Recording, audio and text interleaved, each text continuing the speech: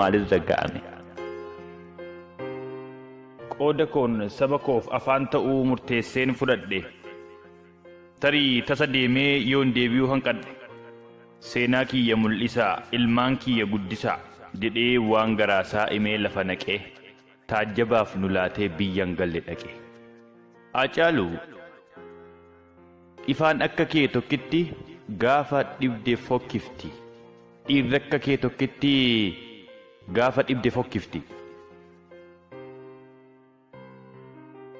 Wiixata galgala guyyaa hamaa sanaa akkuma lakaanii nan deebi'a jedhee nagaa ba'ee mana. Yoom dhufaatu eeganii aati warraaf ilmaansaa wanta hin yaadamin bakkee adii keessa argame du'aansa. Erga du'uunsaa dhaga'ame uummati Oromoo na'eetu weerare warri itti yaadee kiyyeessee galaafate gammadee geerare. Sabni jaalala ilmasaa kana bakka jiru yaa'ee boo'ee harka farsee gariin soba gaddee fakkaatee fakkeessee ofirra dabarse. Daa'imni ilmaansaa cimtee gaafa waadda baafattu ifaadha waa'ee abbaa isheetii akka isheen iyyaafattu akka isheen gaafattu. Jiruu fi jireenyaan maal keessa qaxxaamure amma jiraatetti maal faa hojjetaa ture. Dulloomeetu du'ee umriinsaa dhumate moo balaa tasaatu abbaa keenya mudate.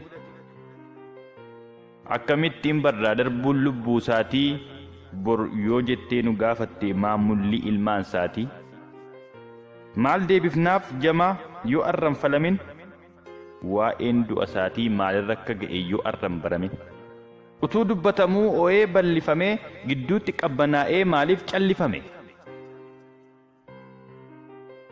Hunda beekuu baadhusii iwwal dhaalu garii yee xile'eeyyaa miixila'unoo kamii moo abjuudha tarii akka dhageenyetti fo'amee adda baafame abaluu.